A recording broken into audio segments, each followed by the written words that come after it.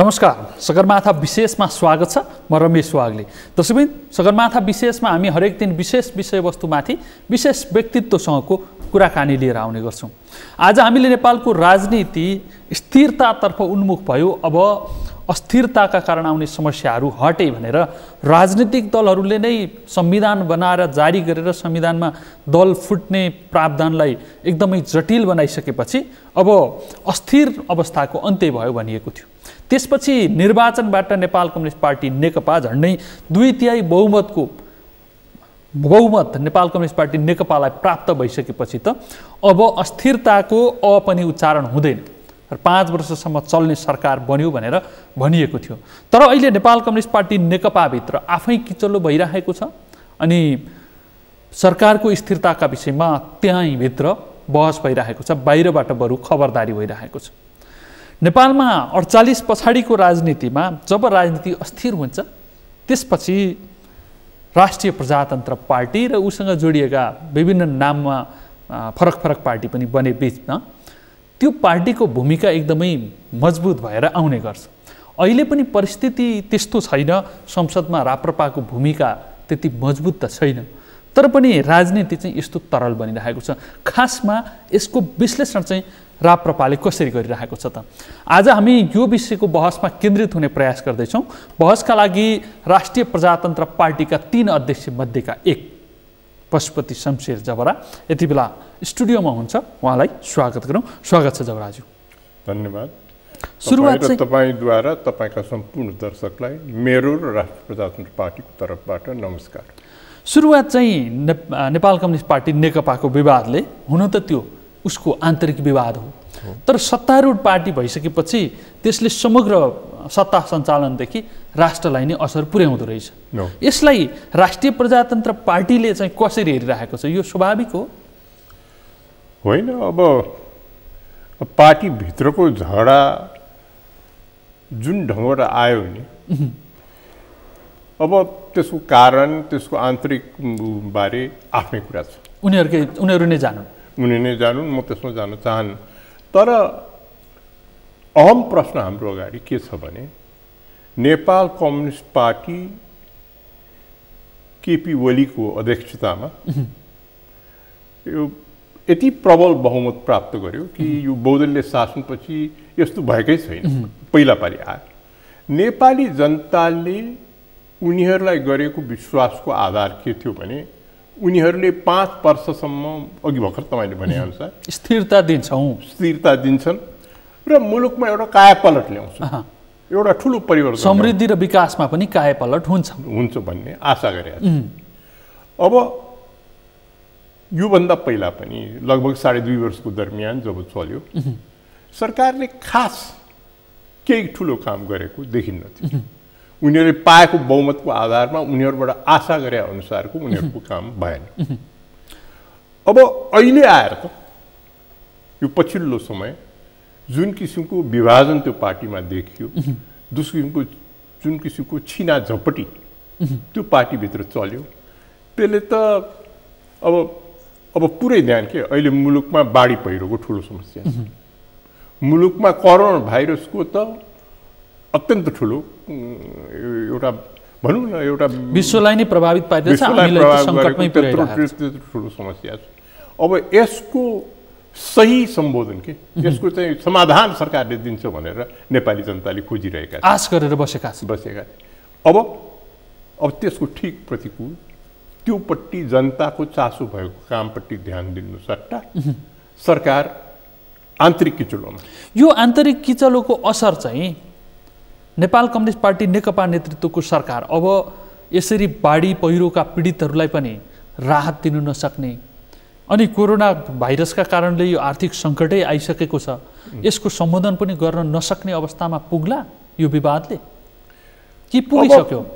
अब कता कता अब चाहिँ एउटा समाजबाट आयो कि भन्ने कुराहरू उठ्न थालेका छन्। अब त्यो आए, अब ठिकै छ होइन, किनभने अब त्योभन्दा पनि यहाँनिर चाहिँ प्रश्न के भने नेकपाले नेपाली जनताले दिएको विश्वासको कदर गर्न सके कि सकेन? त्यो त यो 3 वर्षको कार्यकालले त्यो कदर गरेको उनीहरूले विश्वास दिलाउन सकेन कि उनीहरू असफल भए। अब मुलुकभित्र पनि असफल भए। मलाई सोध्नुहुन्छ भने अब कालापानीको विषय चाहिँ त्यो एउटा राम्रो काम गरेर आएको हो कि तर परराष्ट्र नीतिमा पनि जुन किसिमको असंलग्नता कायम रहनुपर्छ त्यो पनि रहनु भनेको यो सरकार कतै संलग्न भयो भन्ने ठहर हो होइन। त्योसम्म त म जान्न, त्यसरी भन्न खोजेको होइन। अब एउटा अत्यन्त अनौठो कुरा आन्तरिक झगडा नेकपाभित्र चल्यो। अब मुलुकको आन्तरिक मामला विशुद्ध नेपालको कुरा हो भनिन्छ। आन्तरिक मामला पनि होइन, यो त पार्टीको पनि आन्तरिक मामला हो। त्यही त भने मुलुकको आन्तरिक मामलामा बाहिरको मान्छेले हस्तक्षेप गर्नुहुन्न भन्ने हाम्रो विश्वास छ। के विश्वास छ हाम्रो? हामीले के अरे मान्दै आएको परराष्ट्र नीति, हाम्रो अन्तर्राष्ट्रिय नीति पनि त्यही त हो नि, होइन? असंलग्न परराष्ट्र नीति हाम्रो धेरै लामो परम्परादेखि हो। दुई ढुङ्गा बीचको तरुल भनेर त पृथ्वीनारायण शाहले भनेकै हो। यो त पार्टीगत देशको स्वाभिमानसँग पनि जोडिएको कुरा भयो कि बाहिरको व्यक्ति प्रवेश गर्नु हुँदैन। तर एउटा शक्ति राष्ट्रको राजदूतले अब नेकपा एकत्रित रहन्छ कि रहन्न गरेर चिन्ता गरेर कोठा पुगी किन अब जताततै पुग्या देखिन्छ कि त्यो के भन्ने त्यसलाई त्यो दुईटा प्रश्न छन्। एउटा त सम्बन्धित देशको राजदूत जस्तो गरिमामय पद जसले आफ्नो देशको प्रतिनिधित्व यहाँ बसेर गर्दैछ, होइन? उसले त्यस्तो खालको व्यवहार गर्नु हुन्थ्यो कि हुँदैन थियो? एउटा कूटनीतिक वृत्तको बहस एउटा त्यो होला। तर त्योभन्दा महत्त्वपूर्ण बहस चाहिँ प्रधानमन्त्री भइसकेका व्यक्तिहरू, प्रधानमन्त्री बहालिरहेका व्यक्तिले उनलाई कहाँसम्मको सीमा राख्ने भन्ने कुरा पनि बिर्सिनु, त्यो सबभन्दा चिन्ता हो। खाल रमेश त्यही हो, विडम्बना। र यो सबभन्दा चिन्ताको कुरा के भने नेपालको परराष्ट्र नीति असंलग्न रहनुपर्छ भन्ने मान्यता खलबल्यो कि यो जम्मैले गर्दा। अब त्यसैले ती जम्मै कुरा के एकतिर मुलुकको सेवा हुनु सकेन, अर्कोतिर परराष्ट्र नीतिको पनि परम्परा कायम रहन सकेन।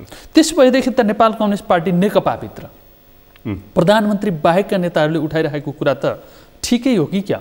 सरकार असफल भयो त्यसकारण अब बसिरहनु ठिक हुँदैन भनेर। अब सरकार सफल हो भन्ने त म त ठाउँै देख्दिनँ। ठाउँै छैन। अब किनभने अब मुख्य प्रश्नमा ध्यान दिन पनि फुर्सद छैन। बाढी पहिरो आयो, ल त पहिरो आयो, मुलुकमा महारोग चल्यो। अब हाम्रो मुख्य चिन्ता कसरी सत्ता बचाउने भनेपछि सरकारलाई समस्या समाधान गर्ने, नागरिकका समस्याबाट बाहिर निकाल्ने अनि भोलिको नेपालको भविष्य चाहिँ अहिले जग बिग्रिन नदिएर मजबुत बनाउने, त्यो पाटोमा सरकारको सोच छैन। सरकार आफ्नो कुर्सी जोगाउने कुरामा मात्रै लागिरहेको छ। अहिले पछिल्लो अवधिको कुरा प्रष्ट देखिने। त्यही कारणले नेपाल कम्युनिस्ट पार्टीले आफ्नो वचन नेपाली जनताप्रति पुरा गर्न सकेन भन्ने मेरो भनाइ। असफल भयो त्यो अर्थ। अब यससँग जोडिएका दुईटा प्रश्न भए। एउटा त यत्रो परिवर्तनपछि बनेको सरकार जसले परिवर्तनलाई संस्थागत गर्नु थियो, परिवर्तनपछि आम नागरिक, आम जनताको आशा जगाउने र यो परिवर्तन ठिक थियो भनेर नागरिकलाई लाग्ने बनाउनु थियो। सँगसँगै स्थिरता त बहुमतले दिँदो रहेछ, तर स्थिरतासँग विकास र समृद्धिको सम्बन्ध चाहिँ हुँदो रहेछ कि रहन्छ भन्ने कुरा पनि स्थापित गर्नु पर्थ्यो, होइन? त्यो बाटोमा यो चुक्यो। चुक्दाखेरि राष्ट्रिय रूपमा त एक प्रकारले हाम्रा लागि यो ठुलो घाटाको विषय बन्यो। तर राजनीतिक रूपमा त राजनीति त त्यसरी राष्ट्रको घाटा नाफासँग भन्दा बढ्ता अर्कैतिर ध्यान दिइरहेको हुँदो रहेछ। तपाईँहरू त पछिल्लो चुनावमा कम मत प्राप्त गर्नुभएको थियो। अहिले स्थिरता दिन्छु भनेर आएको सरकारले धोका दियो। तपाईँले अहिले भनेअनुसार त होइन, स्थिरता त दिन सकेन, अथवा समृद्धि दिन त सकेन, विकास दिन सकेन र व्यवस्थाप्रति आशा जगाउन पनि सकेन। त्यसो भएदेखि त त्यसको लाभ त अबको चुनावमा तपाईँहरूलाई हुन्छ होला। होइन, हेर्नुहोस्, अहिलेको अवस्था एकतिर सरकार विफल भएको छ, त्यो विफलता नेपाली जनताको अगाडि चित्रण गर्ने मुख्य काम प्रमुख प्रतिपक्षको। अब त्यो चित्रण पनि सही ढङ्गले भन्नु भइसकेर प्रमुख प्रतिपक्ष आफै छिनाझप्टीमा छ। अब छिनाझप्टीमा हो कि होइन त्यो चाहिँ त मलाई थाहा भएन, तर अब प्रमुख प्रतिपक्षबाट निर्वाह गर्नुपर्ने भूमिका सशक्त रूपले हुन सकेन। अब यो अवस्थामा हामीले आफ्नो मुद्दा लिएर अब हामी दुईटा कुरा यहाँ राख्न चाहन्छौँ कि एउटा कुरा हामी नेपालको संविधानप्रति प्रजातान्त्रिक पक्षमा हामी पुरा प्रतिबद्ध छौँ। त्यसको साथसाथै हामीले त्यसका केही पक्षमा प्रश्न उठाएका छौँ, जस्तो हिन्दू राष्ट्रिय मुलुकमा स्थापित हुनुपर्छ। दोस्रो कुरा, यो मुलुकको राष्ट्र प्रमुखले निर्वाह गर्नुपर्ने निष्पक्ष भूमिका पार्टीको प्रतिनिधिहरूबाट हुन सकेन। अहिलेसम्म देखियो भने अहिले पछि हुन सक्दो रहेनछ कि हुन सक्दैन भन्ने तपाईँको अब अहिलेसम्मको व्यवहारले हुने सङ्केत देखिएन। त्यसो हुँदाखेरिमा हामीले नेपाली जनताको सामु, पार्टीहरूको सामु, सबैको पक्षमा एउटा बहस चलाउँ के राष्ट्र प्रमुखको व्यवस्थालाई निष्पक्ष बनाउन पार्टीको प्रमुख सट्टा अरू कुनै किसिमको संस्थागत व्यवस्था गर्न पनि उचित हुन्छ कि भनेर, जस्तो परम्परागत रूपमै अभ्यास गरिएको राजतन्त्र नै। अब त्यो संस्थालाई पनि किन नसोच्ने होइन एउटा विकल्पमा भनेर। अब चाहिँ सबभन्दा पहिला प्रश्न के आयो भने राष्ट्र प्रमुखको प्रतिनिधित्व निष्पक्ष भूमिका निर्वाह भयो कि भएन। त्यो भएन भने कसरी त्यसको समाधान गर्ने, निष्पक्षता कसरी कायम गर्ने हो, त्यो प्रश्न एउटा चाहिँ जानु पर्यो। अब मुलुकको परिचय के यो असाध्य, नेपाल के हो भन्दाखेरिमा संसारले चिन्ने आधार यो हिन्दू मुलुक हो भनेर चिन्थ्यो।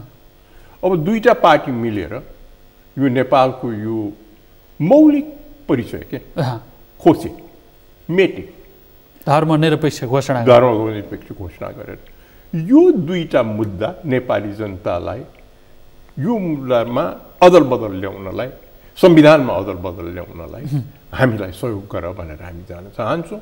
साथसाथै अहिलेसम्म जुन किसिमको यत्रो बहुमत दिएर पनि तपाईँहरूको सेवा हुन सकेन, अब अर्को पार्टीलाई सहयोग गर्नुहोस् भनेर हामी नेपाली जनता त्यो मुद्दा लिएर जाँदाखेरि चाहिँ विकल्पमा हामीलाई रोज्छन् भन्ने तपाईँहरूको अहिलेको मूल्याङ्कन? निश्चय हाम्रो आश त्यसैमा छ। नागरिकप्रति आशावादी भएर बसिराख्नु भएको एकदम यो सरकार यस्तै तपाईँले भनेको जस्तै असफल हुँदै गयो, काम गर्न सकेन, राजनीति उसको आफ्नो आन्तरिक दलभित्रको जुन खालको द्वन्द्व देखिरहेको छ त्यो त छँदैछ होइन।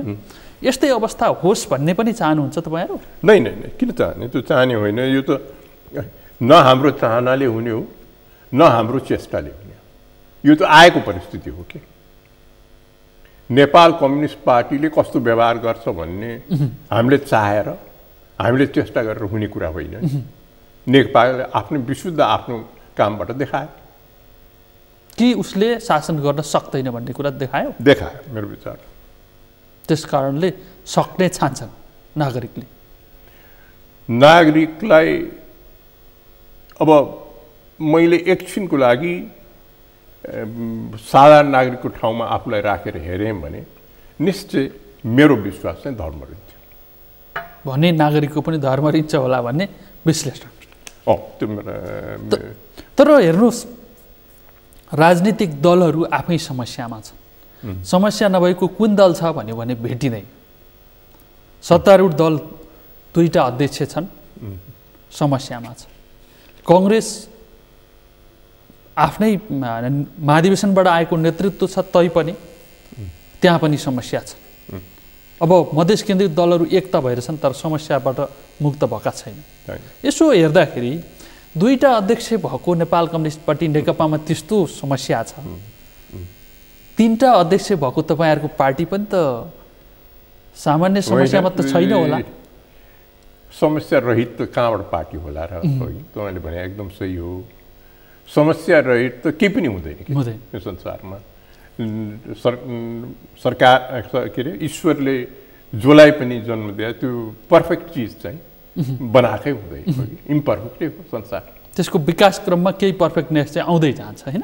हो, अब हामीले चाहिँ यो जम्मै देखेपछि एउटा यो मुलुकलाई इमानदारी र सुशासन दिने,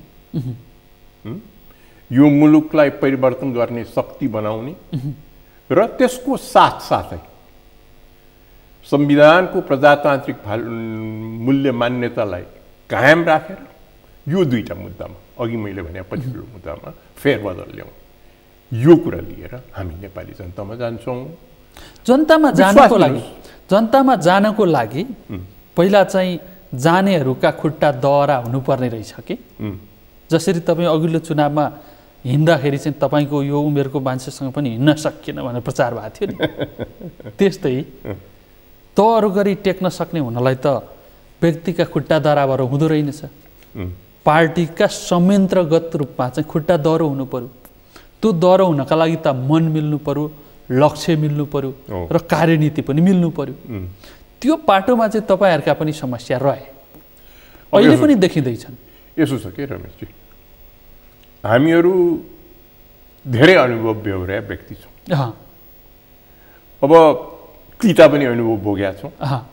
मलाई अब मिठा त किन नभोग्या होला र, होइन? त्यो त पर्फेक्ट र इम्पर्फेक्ट जस्तै हो, होइन? अब जति तितो अनुभवबाट पाठ सिकिया छ, अब धेरै पाठ, फेरि लामो अवधि पाठ सिकिया छ, अब चाहिँ हामी खारिएर आछौँ जस्तो लाग्छ। नेपाली जनताले खोजेका कुरा हामी दिन सक्छौँ भन्ने मलाई विश्वास छ।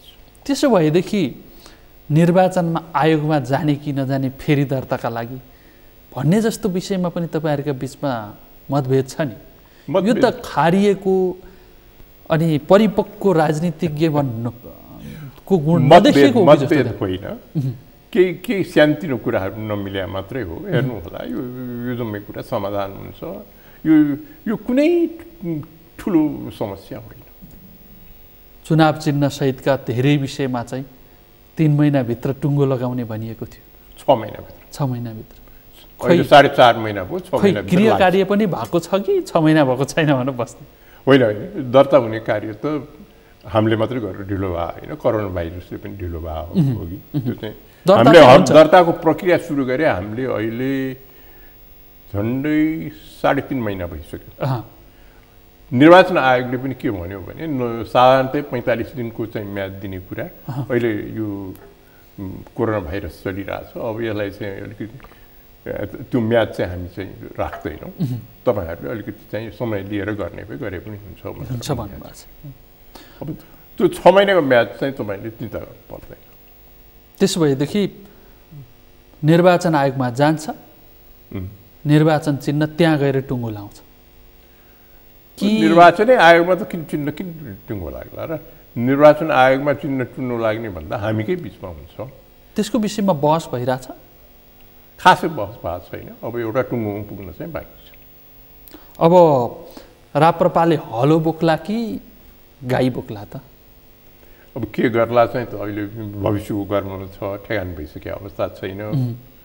अब त्यसमा झगडा गरेर फेरि त्यसकारण त्यो मुद्दाले लफडा हुँदैन? किनभने अब अरू कुरा धेरै जस्तो मिलिसकेको छ कि, झन्डाको कुरा पनि मिलेको छ, नामको पनि कुरा मिलेको छ, हो कि? अब चाहिँ अब एउटा समाधान अध्यक्षको पदको बारे पनि अहिलेको हालको लागि भएको छ, बाँकी महाधिवेशनले गर्छ, होइन? त्यसैले यो पनि त्यो समस्याको रूपमा नयाँ। यो कारणले फेरि राप्रपाले पुरानो स्वरूपमा फर्किने काम हुँदैन। एउटा सकारात्मक पार्ट हो, एउटा मजबुत प्रतिबद्धता आयो। अब यसपछि चाहिँ नेपालको राष्ट्रियतासँग जोडेर पनि प्रश्नहरू छन्। भन्नुहोस् न। ती प्रश्नहरू चाहिँ तपाईँ जलस्रोत मन्त्री भएका बखत महाकाली सन्धि भयो, त्यो सन्धिका विषयमा अहिले पनि गम्भीर प्रश्नहरू उठाइए, नक्सा बनाइयो। अहिले नक्सा बनाउँदाखेरि त्यति बेला चाहिँ महाकालीको मुहान खोज्नु पर्दैन थियो भनेर प्रश्नहरू उठिरहेका छन् नि। त्यति बेला के भएको थियो अलिकति नागरिकलाई चित्त बुझ्ने गरी जवाफ दिनु। यो चाहिँ नदी नाला बारे सन्धि कस्तो हुन्छ भन्ने बुझ्नु जरुरी छ। नदी नाला बारे सन्धि यो सिमाना सम्बन्धी सन्धि होइन कि नदी नाला बारे भएको सम्बन्धी अब कोशी बारे सन्धि भएको छ गण्डकी बारे सम्बन्धी भएको छ नदी त सिमानामै हुन्छ भन्ने त केही कुरा छैन त्यो चाहिँ संयोगले सिमानामा थियो हो संयोगले महाकाली सिमानामा थियो मुख्य विषयवस्तु महाकालीको भने पानी र बिजुली कसरी बाँडफाँड हुने र हामीले गरेका चेष्टा के हो भने त्यो कुरामा दुई पक्षको बीच समानताको सिद्धान्तको आधारमा बाँडफाँड हुनु पर्यो भनेर त्यसलाई अगाडि बढाएको अब त्यो प्रश्न बाँध कहाँ बन्छ भनेर त्योसित सम्बन्धित संसारको प्रचलन हो यो महाकालीको कुरा मात्र होइन अब तपाईले क्यानाडा र अमेरिकाको बीचमा हेर्नु हो भने अब एउटै नदीमा 10औं सन्धि भएको पाइन्छ अब त्यो सन्धि हुँदाखेरिमा उद्गम स्थल कहाँ छ के अरे सबै भागमा के हुन्छ भनेर त गइन्न नि सम्बन्धित भागमा जान्छ अब यो भाग पनि यसरी त्यसो भएदेखि हाम्रो महाकाली सन्धि भनेको चाहिँ परियोजना बेस सन्धि थियो हाम्रो सन्धि पानीको बाँडफाँड बारे होइन बिजुलीको बाँडफाँड बारे मुख्य आधार भएको सन्धि थियो त्यसमा चाहिँ केही प्रश्नै उठेन भन्ने होइन बाइ द वे त्यो सन्धिको धेरै कुरा उठ्ने भित्रमा त्यो बेलाको एमाले भित्रको फेरि एमालेकै भित्रको प्रश्नहरूबाट एकचोटि चाहिँ त्यो कुरा सरकारमा आयो बहसमा आयो त्यो आएपछि त्यो बहसको कुरालाई सरकारले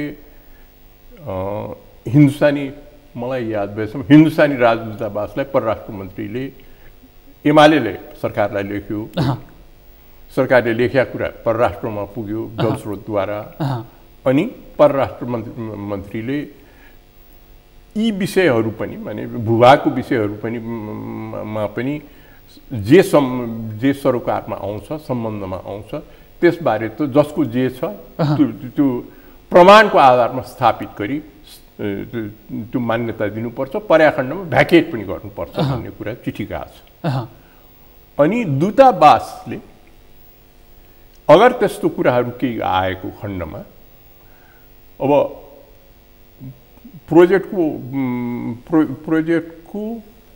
फिजिबिलिटी होइन के अरे पूर्व सम्भाव्यता होइन सम्भाव्यता सिद्धिएर तपाईँको त्यो डिटेल इन्जिनियरिङ चल्ने बेलातिर डिपिआर चल्ने बेलातिर मलाई या फिजिबिलिटी बारे यो बारे त्यो बेलातिरसम्म चाहिँ यस्ता कुराहरूको छिनोफानो म्युचुअली सेटिस्फ्याक्ट्री हुने कि दुवै पक्षलाई स्वीकार्य हुने आधारमा जे गर्नुपर्ने गरिनेछ भनेर आश्वासन दिएको छ त्यसो भएदेखि त समस्या त सम्झौता गर्दा होइन सम्झौताको पालना गर्ने गराउने बेलामा चाहिँ भएको रहेछ होइन कमजोरी त हाम्रो साइडबाट भएकै रहेछ किनभने त्यसरी प्रश्न उठिसकेपछि त फेरि म्युचुअल अन्डरस्ट्यान्डिङ त त्यो स्तरमा त गरिएन छ हाम्रो भूमिकता हो त हाम्रो प्रश्न त उठे त भनेर अब पुरै सन्धि नगरेर अनि फेरि त्यो टेरिटोरियल पार्टमा जाने ऊ गर्ने त त्यो पछिल्लो भागमा आएको यो पछिल्लो भागमा आएको अब सन्धि जम्मै रोकेर अनि जम्मै काम रोकेर यो गर्ने कुरा पनि त्यहाँनिर आएन सन्धि रोक्नु पर्छ भन्ने मेरो पनि भनाइ होइन सन्धि भएको थियो सन्धिको त्यति बेलाको मतलब भनेको पानीको बाँडफाँड र त्यहाँबाट उत्पादन हुने ऊर्जाको बाँडफाँडसँग सम्बन्धित भयो होइन सन्धि तर त्यहाँ प्रश्न उठे वामदेव गौतम सहितको टिमले चाहिँ महाकाली चाहिँ राष्ट्रघात हो भनेर पार्टी फुटारै हिँडेको अवस्था रह्यो होइन त्यसमा चाहिँ वर्तमान प्रधानमन्त्री केपी शर्मा ओलीको संयोजकत्वमा छानबिन समिति होइन उहाँको संयोजकत्वमा महाकाली सन्धिबारे उनीहरूले के गर्ने भनेर सन्धिको अगाडि उनीहरूले पालना गर्नुपर्ने कुराहरू बारे पार्टीको आन्तरिक समिति भनौँ आन्तरिक समिति त्यसले चाहिँ महाकाली सन्धि ठिक छ भनेर राष्ट्र हितमा छ भनेर प्रतिवेदन बुझाएको छ पार्टीमा